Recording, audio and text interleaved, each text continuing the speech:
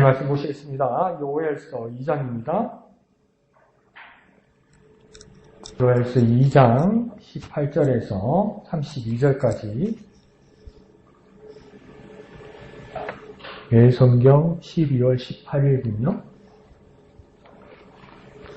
요엘서 2장 18절에서 32절까지 다같이 한음성으로 읽겠습니다. 시작. 그때에 여호와께서 자기의 땅을 극진히 사랑하시어 그의 백성을 불쌍히 여기실 것이라. 여호와께서 그들에게 응답하여 이르시기를 내가 너희에게 곡식과 새 포도주와 기름을 주리니 너희가 이로 말미암아 흡족하리라. 내가 다시는 너희가 나라들 가운데에서 욕을 당하지 않게 할 것이며 내가 북쪽 군대를 너희에게서 멀리 떠나게 하여 메마르고 적막한 땅으로 쫓아내리니 그 앞의 부대는 동해로 그 뒤의 부대는 서해로 들어갈 것이라. 상한 냄새가 일어나고 악취가 오르리니 이는 큰 일을 행하였음이니라 하시리라. 땅이여 두려워하지 말고 기뻐하며 즐거워할지어다. 여호와께서 큰 일을 행하셨음이로다. 들짐승들아 두려워하지 말지어다. 들에 풀이 싹이 나며 나무가 열매를 맺으며 무화과 나무와 포도나무가 다 힘을 내는도다. 시온의 자녀들아 너희는 너희 하나님 여호와로 말미암아 기뻐하며 즐거워할지어다. 그가 너희를 위하여 비를 내리되 이른 비를 너희에게 적당하게 주시리니 이른 비와 늦은 비가 예전과 같을 것이라. 마당에는 밀이 가득하고 독에는 새 포도주와 기름이 넘치리로다.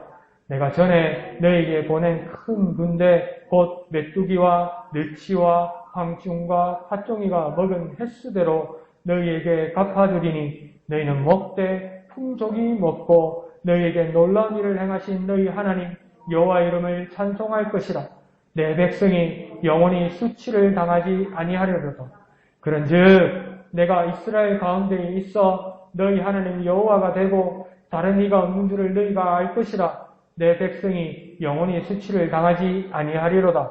그 후에 내가 내 영을 만민에게 부어주리니 너희 자녀들이 장래일을 말할 것이며 너희 늙은이는 꿈을 꾸며 너희 젊은이는 이상을 볼 것이며 그때에 내가 또 내 영을 남종과 여종에게 부어줄 것이며 내가 이적을 하늘과 땅에 베풀리니 곧 피와 불과 연기 기둥이라.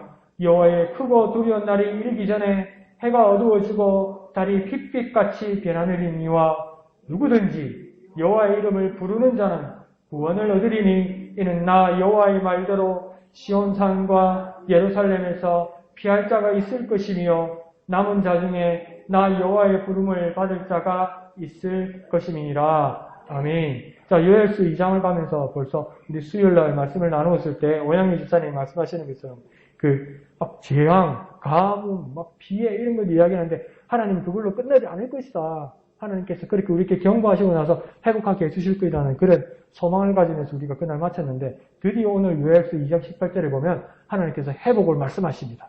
그러면서 하나님께서 왜 너희들을 회복해야 되는지를 말씀하실 때 18절에 뭐라고 이야기하냐면 극진히 사랑하시기 때문에 그렇다고 이야기합니다. 그리고 불쌍히 여기신다고 이야기해요. 이 불쌍히 여기신다는 말이 이전계 한글에서는 긍휼히 여긴다는 말인데 긍휼히 여긴다는 말은 뭐냐면 정말 아끼고 사랑한다는 겁니다. 그래서 어떤 정도냐면 질투할 정도라는 겁니다. 다른 것에 빠짐에 대해서 질투할 정도라는 겁니다. 하나님께서 질투하는 감정을 일으킨다는 것은 하나님께로 돌이키기 위한 것이죠. 그래서 그 표현을 이 18절 중간에 뭐라고 합니까? 극진히 사랑하신다는 거예요. 사랑하시는 데도 뭡니까? 정말 우리를 사랑하신다는 거예요. 우리를 사랑하시고 불쌍히 여기시는 하나님이기 때문에 우리를 회복시키신다고 말씀하는 겁니다. 그러면서 왜 하나님께서 회복을 일으키냐면 20절 끝에 보면 뭡니까? 이는 큰 일을 행하였음이니라 이렇게. 큰 일. 근데 여기서 20절에 보면 큰 일을 누가 행한지를 모르게 돼 있어요. 근데 우리가 가만히 생각하고 보면 선지자를 통하여 지금 누구의 말씀을 전하는 겁니까? 하나님의 말씀을 전하는 거니까 이 큰 일을 행하였다고 말하는 자는 누구이겠습니까? 하나님이죠. 나 하나님이 너희를 위하여 큰 일을 행했다는 거죠. 왜 큰 일을 행하였습니까? 앞에 18절 말씀처럼 극진히 우리를 사랑하셨기 때문입니다. 그리고 우리를 불쌍히 여기셨기 때문입니다. 불쌍히 여기셨다는 우리를 아끼고 너무나 사랑하시고 긍휼히 여기셨다는 겁니다. 그래서 하나님이 이렇게 큰 일을 행하셨으니 21절에 뭐라고 이야기합니까? 기뻐하며 즐거워할지어다. 그래서 21절 끝에 기뻐하고 즐거워해야 될 이유를 말하고 있습니다. 뭐라고 합니까? 여호와께서 큰 일을 행하셨기 때문에 하는 거예요. 그러니까 우리가 기뻐하고 즐거워하는 이유는 우리가 그렇게 배우기도 했죠. 우리의 슬픔과 애통과 가진 거 아무것도 없을 때 기뻐하고 즐거워하면 감사하면 어떤 일이 생길 것이다 이렇게 이야기하는데 오늘 요엘은 뭐라고 이야기하냐면 기뻐하고 즐거워해야 할 이유가 있다. 앞뒤로 말하는 겁니다. 20절 앞에서는 뭡니까?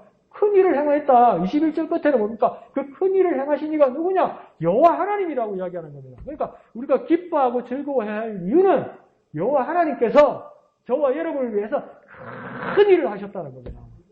그러니까 그걸 보고 우리가 기뻐한다는 겁니다. 그래서 우리는 기뻐하고 즐거워하는 저와 여러분 되어야 합니다. 그래서 23절 끝에도 한 번 더 이야기하죠. 시온의 자녀들아 너희 하나님 여호와로 말미암아 기뻐하고 즐거워하는 겁니다. 그러니까 우리가 정신 나가 그것도 도움이 된다고 그러는데요.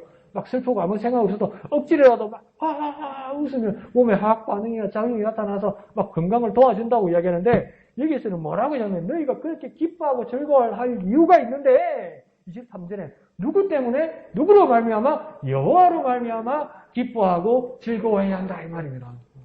그러니까 왜 그렇습니까? 누가 나에게 잠시 기쁨을 주는 것, 잠시 위로를 주는 것, 잠시 여지를 주는 것 그것으로도 기쁨과 즐거움이 될 수 있지만 그게 변한다는 거예요. 그런데 이 근원이 여호와 하나님이니까 이 기쁨과 즐거움이 사라지지 않는다는 겁니다. 왜요? 하나님께서 우리를 사랑하시고 우리를 불쌍히 여기시고 우리를 위하여 큰 일을 행하셨기 때문에 우리는 뭘 할 수 있습니까? 기뻐하고 즐거워할 수 있는 겁니다. 한번 해볼까요? 기뻐하고 즐거워하자. 기뻐하고 즐거워하자. 그럼 사람들이 그럴 거예요. 이 시국에 우리가 기뻐하고 즐거워할 일이 뭐 있느냐? 단호하게 이야기해줘요. 나는 여호와 우리 하나님으로 말미암아 나는 기뻐하고 즐거워한다. 하나님이 너 하나님 때문에 뭐한다고 기쁘고 즐거워하는데 18절에 보니까 하나님이 나를 극진히 사랑하십니다. 정말 극진히 그건 뭡니까? 극단 끝까지 갔다는 거죠. 그러니까 사랑할 수 있는 끝까지 갔다는 겁니다. 사람이 사랑할 수 있는 끝까지 정도가 아니라 그러니까 하나님이 사랑할 수 있는 끝까지는 그거 어딥니까 도대체? 그 정도로 누구를 사랑했다는 겁니까? 나 같은 사람을 사랑하셨다는 거예요. 그럼 우리가 기뻐하고 즐거워할 일이 당연한 거죠. 그렇게 담대하게, 당당하게 설명하고 선언할 수 있는 저와 여러분 되시기를 부탁드립니다. 한번 해볼까요? 기뻐하고 즐거워하자. 기뻐하고 즐거워하자. 하나님을 기억하시는 저와 여러분 되시기를 부탁드립니다. 그래서 모든 것을 회복하신 것을 말씀하신 후에 27절에 뭐라고 이야기합니까? 하나님은 엄청난 선언을 하십니다. 27절에 그런즉 내가 나 하나님이 어디에 계신다고 이야기합니까? 이스라엘 가운데 있을 것이라고 이야기합니다. 필요할 때 어디선가 누군가에 짜자자자자가 갑자기 한번 빵 나타나고 도와주고 핑 사라지고 이게 아니고요. 목사님 자주 말씀하시는 것처럼 알라딘 램프에 진이야 뭐 내 소원이나 팍 나타나고 주인이 못 도와주고 핑 다시 램프 안으로 사라지는 게 아니고요. 우리 하나님 여호와는 어떻게 됩니까? 이스라엘 가운데 우리 가운데 계시겠다고 이야기하는 거예요. 죄송합니다. 자리를 틀었다는 거예요. 어디다 자리를 틀었다는 겁니까? 우리 가운데. 그러니까 이 말은 뭡니까? 우리와 영원히 함께 하신다는 거예요. 니는 뭐 때문에 기뻐하는데 우리 하나님 때문에. 하나님 어디 있는데? 아까 옆에 계시는데 어디 가? 아이, 그럴 일 없다는 거예요. 왜? 우리와 함께 하신다는 거예요. 그래서 누가복음에서도 그렇게 말하잖아요. 하나님, 예수님이 하나님 나라에 여기 있다, 저기 있다 말하지 마라. 예수님 뭐니까 하나님 나라 너희 가운데 있다. 너희에게 있다 이러잖아요. 근데 여기서 이제 새로운 해석은 뭐냐면 우리는 보통 하나님 여기 있다 저기 있다가 아니라 하나님 우리 안에 계시다 이러니까 뭡니까? 내 마음속에 있다고 그렇게 이해했잖아요. 그것도 틀린 말은 아닌데 한 가지 더 해석은 뭐냐면 너희 무리와 함께 하신다 이 말입니다. 하나님.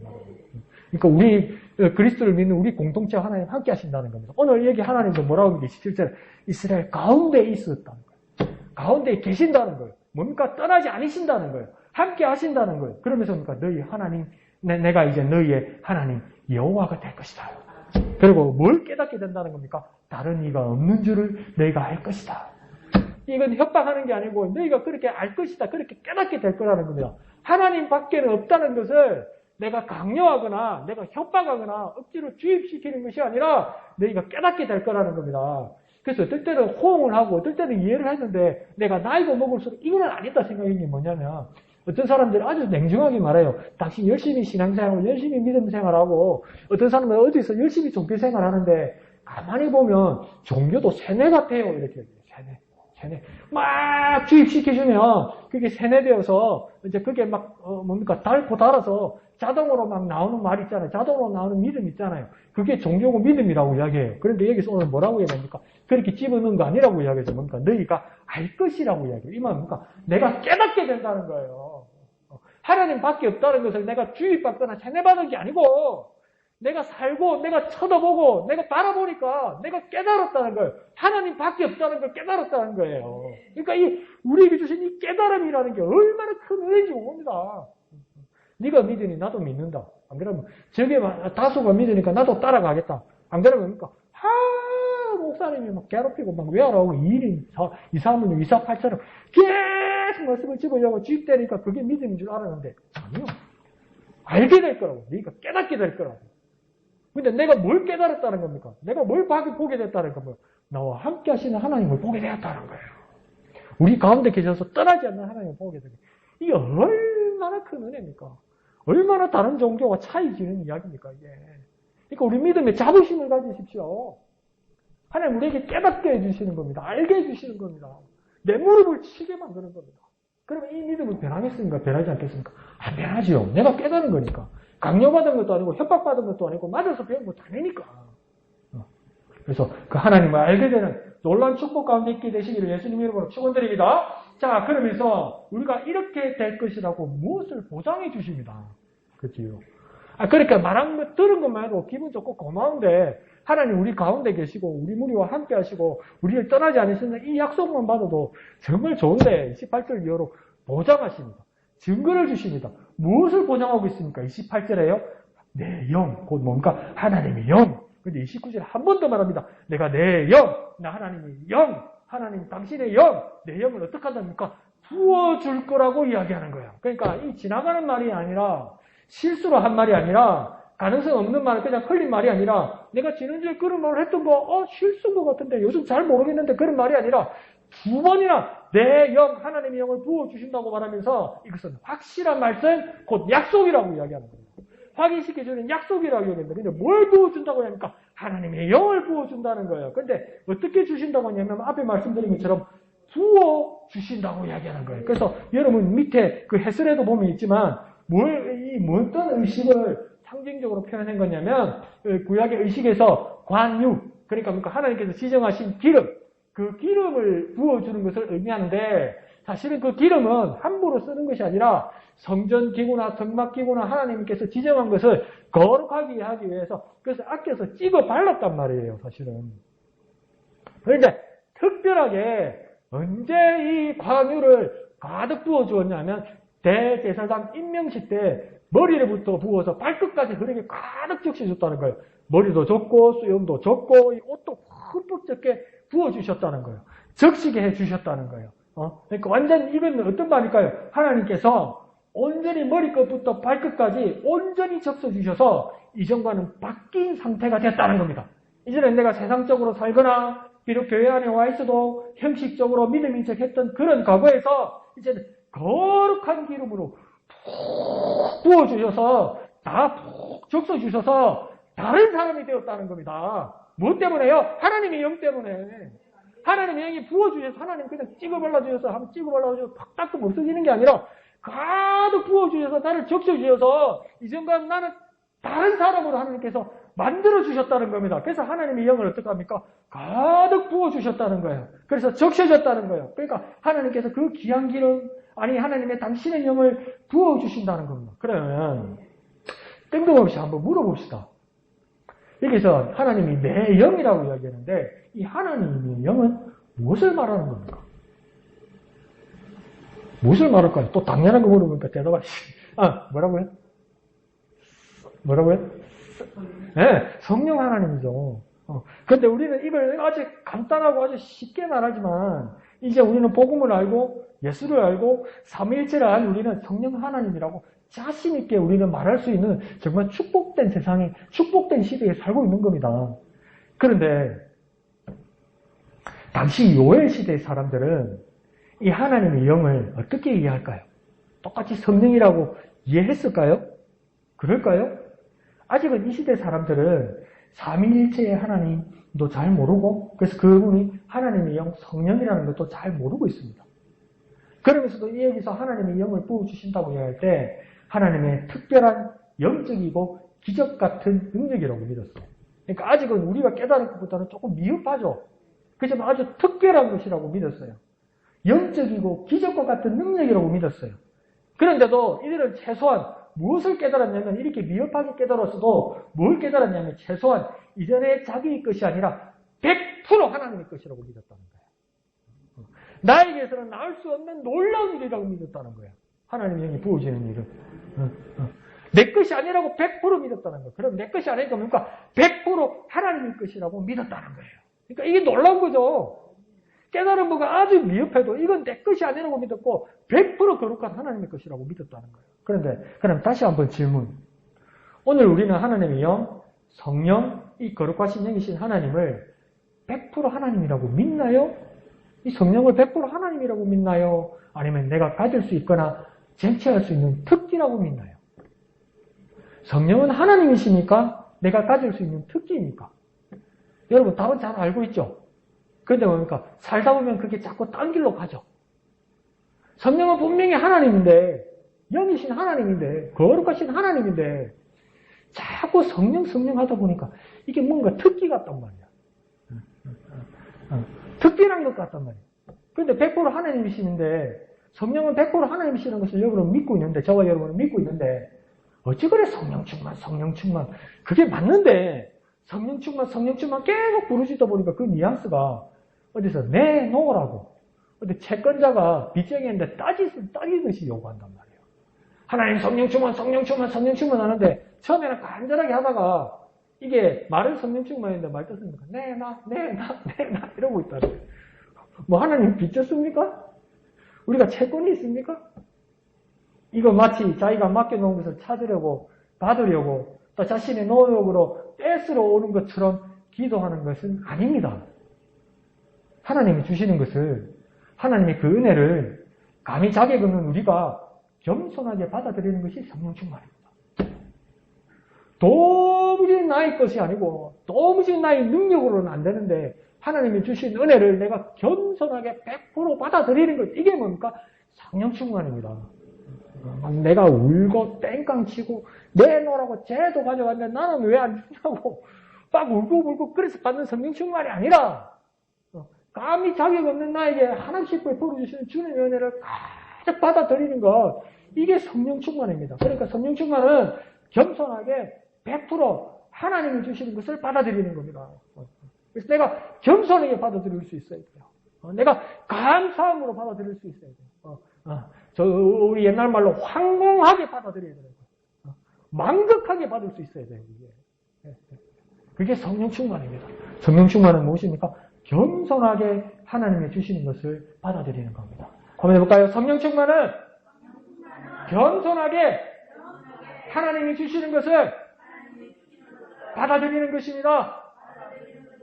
겸손하게 가리지 말고 하나님 주시는 것을 정말 만극하게, 황공하게 받아들이는 저와 여러분 되시길 부탁드립니다. 자, 그러면서 지진이 주선이 앞서 말씀하신 것처럼 이 하나님의 영을 28절에 누구에게 부어주신다고 말하고 있습니까? 28절에 만민에게 부어주신다고 얘기했단 말이죠. 그러니까 모든 백성에게 부어주신다고 얘기했단 말이죠. 그러니까 또 모든 사람들이라고 말했단 말이죠. 그런데 이걸 잘못 깨달으면, 잘못 읽으면, 잘못 해석하면 어떻게 쓰냐면 그러면 아무나 가도 되는 것 같다 이렇게 되는 거예요. 또 이 은혜를 잘못 왜곡하면 그러니까 창고 대정리 뭐 이런 거 있잖아요. 우리 망해서 나갑니다. 우리 사장님이 미쳤어요. 이러면서 뭐 처리하고 가게 점포 정리하는 거 있죠.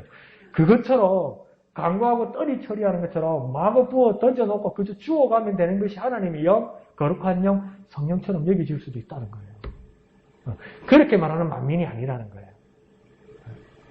29절에서는 또 뭐라고 누구에게 부어준다고 이야기합니까? 만민이 아니라 남종과 여종에게 부어준다고 말하고 있습니다. 그래서 첫 번째 남자와 여자에게 부어준다는 말은 뭐냐면 이 당시에 엄청난 파격적인 이야기죠. 이 사회가 지금 고대 사회 아닙니까? 고대도 아니죠. 기원전 사회 아니에요. 그러니까 이 남녀 차별이 얼마나 그 심한 사회입니까? 근데 여기서 뭐랍니까? 남녀 차별 없이 부어주시겠다 이 말입니다. 그러니까 이건 뭡니까? 혁명적인 이야기입니다. 그 시대에. 그래서 하나님은 뭡니까? 이 세상에서 천국의 말씀을 하는 거예요. 하나님. 성령은요, 이 세상에서 천국의 메시지를 가지고 있는 거예요. 그러니까 딴 세상 이야기예요. 딴 세상 이야기. 그러니까 세상이 이해할 수가 없는 거예요. 그러니까 비밀이 아니라도 그게 예수님이 평안을 너에게 주노라. 이건 세상이 줄 수도 없고 알 수도 없다고 이야기하잖아요. 그러니까 성령 하나님의 이 말씀도 뭡니까?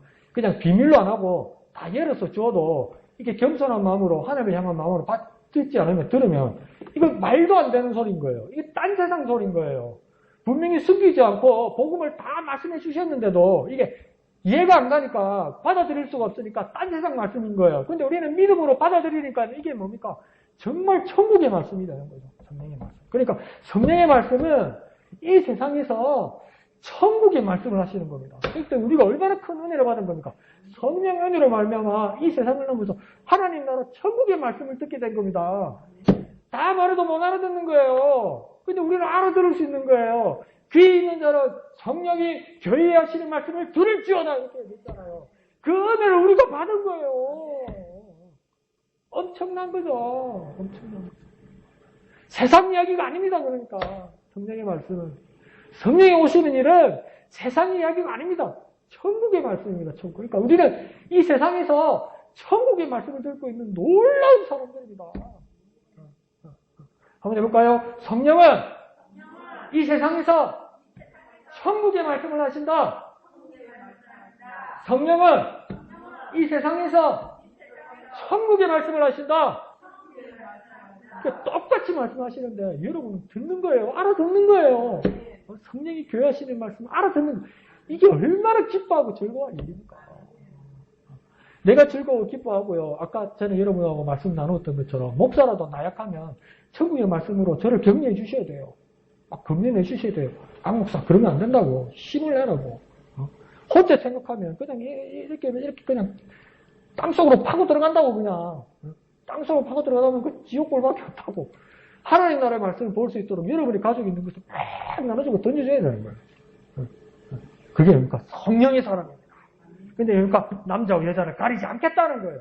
엄청난 말이죠. 그런데 여기서 보면 남종과 여종이라고 이야기하잖아요. 그러니까 왕이나 귀족이나 양반이 아니라 종이라고 말씀하세요. 그러니까 소속된 하인, 노동자라고 말하는 겁니다. 그러니까 종이라니까 대우받거나 쉬거나 노는 사람이 아니라 누구 아래에서 일하는 사람이라는 겁니다. 그러니까 아무나 모두에게 거저 던져주면 주어받는 것이 하나님의 영이 아니라 하나님으로부터 사명을 받은 사람이 합당하게 하나님의 영으로 능력으로 부어주신다 말입니다. 사명으로 일할 만한 사람, 사명으로 일하기에 합당한 사람, 사명받아서 하나님께서 지정한 사람, 그 사람이 종으로 된 사람에게, 사역자로 된 사람에게, 일꾼으로 된 사람에게 하나님의 영을 부어주신다 이 말입니다. 그러니까 사명을 가진 그리스도인에게 하나님의 영을 부어주신다. 다시 말하면 참 그리스도인에게 성령이 함께 일하신다 이 말입니다. 그러니까 우리가 그리스도인이면 얼마나 큰 소망을 가지게 되는 겁니까? 내가 그리스도인이 되어서 성령이 함께 일하시는 사람이 된다는 거예요.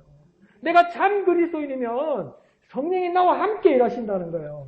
그러니까 예수 믿는 거 따로, 성령 받는 거 따로, 방언 받는 거 따로, 은사 받는 거 따로, 단계가 아니라 내가 참 그리스도인이면 이미 성령이 나와 함께 일하신다는 거예요. 그래서 그러니까 남종과 여종이요. 일꾼에게 주신다는 거예요. 사명자에게 주신다는 거예요.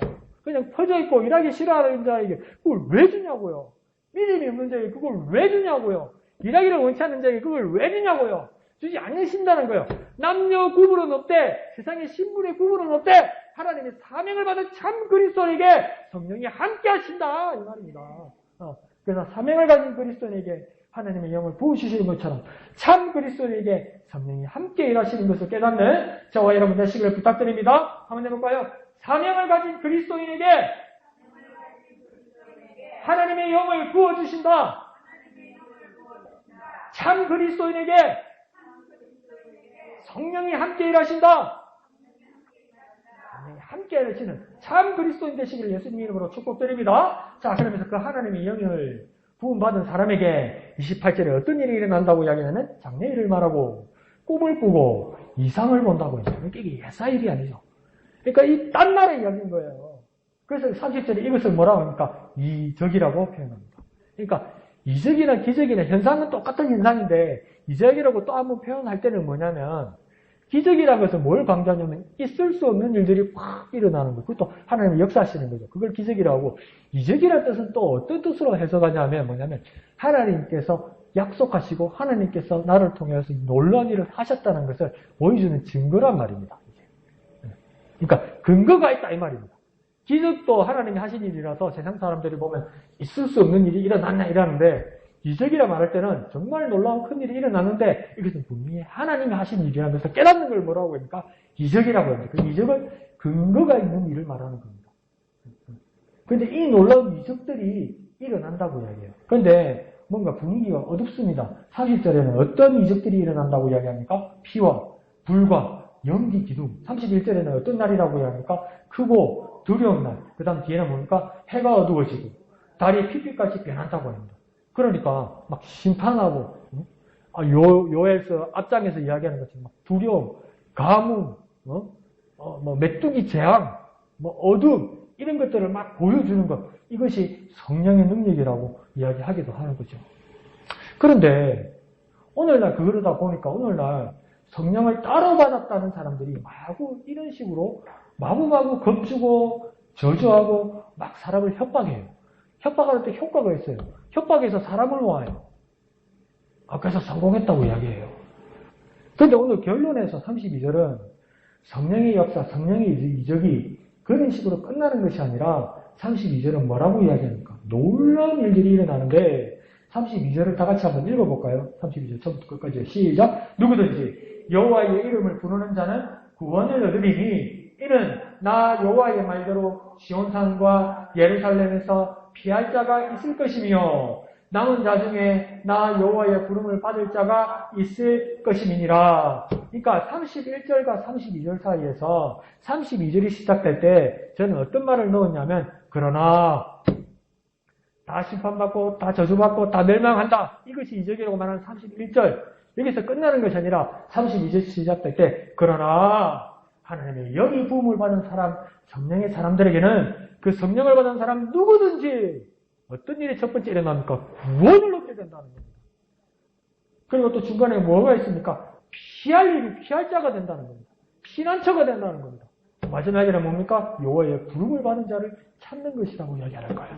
그러면 우리가 성령의 사람이라면, 우리는 하나님의 영이 충만하게 입은 사람이라면, 우리가 이전의 삶과 변화된 정말 회복의 사람이라면, 하나님의 극진하신 사랑을 받고 하나님의 긍휼하심과 불쌍히 여김을 받고 하나님께서 우리를 위해 큰 일을 행하셔서 우리가 정말 기뻐하고 즐거워하고 하나님이 우리 가운데 계셔서 하나님이 우리 하나님만이 유일한 분이라는 것을 깨달은 우리라면, 그래서 그 성령을 증거로 받은 우리라면 이제 우리가 할 일은 무엇이냐? 예수 이름으로 구원을 주고 피난처가 되고 여호와의 부름을 받을 자를 찾는 자가 되는 겁니다. 그것이 성령의 사람이라는 거예요. 내가 그 일을 하면 뭡니까? 내가 성령으로 말미암아 하나님 주신 회복을 누리는 사람, 기뻐하고 즐거워하는 사람이 된다는 겁니다. 하나님의 영이 임한 사람은 예수 구원을 얻게 하고 하나님의 부름받는 자를 찾는 자가 되는 겁니다. 그러니 우리가 왜 성령 충만을 부르시고 하나님 앞에 간절히 구합니까? 이 거룩하고 두려운 일을 감당할 수 있도록 성령 충만하게 하여 주옵소서. 이 놀라운 일을 감당할 수 있도록, 이 하나님의 큰 일, 이 하나님의 놀라운 일을 감당할 수 있도록 주님 내게 성령으로 충만하게 하여 주옵소서. 성령의 충만의 이유가 충분하잖아요. 이렇게 되면 하나님 우리에게 부어주실 이유도 충분하잖아요. 노는 사람이 아니고 일꾼이니까. 그러면 하나님 남녀 안 가리고 주시겠다니까요. 부어주신다고 얘기했으니까요. 찍어 바르는 정도가 아니라 부어서 적셔서 완전 딴 사람 만들어 주시겠다니까요. 그러니 내가 하나님이 크고 두려운 일을 감당할 수 있도록 성령 충만하게 하여 주옵소서. 사람들에게 예수 이름으로 구원을 주고 그들에게 피난처가 되고 여호와의 부름을 받는 자를 찾는 사람이 되게 주님 내게 성령으로 충만하게 하여 주시옵소서. 이렇게 간절히 기도해서 정말 성령을 사모하고 성령 충만을 사모해서 하나님의 은혜를 입는 저와 여러분 되시기를 간절히 예수 이름으로 축복드립니다. 한번 해볼까요? 이 거룩하고 두려운 일을 감당할 수 있도록 성령 충만하게 하소서. 이 일을 감당할 수 있도록 성령 충만하게 하소서. 그래서 성령 충만을 사모하는 저와 여러분 되시기를 예수님 이름으로 축원드립니다. 찬송하신 뒤에 다 같이 기도하겠습니다.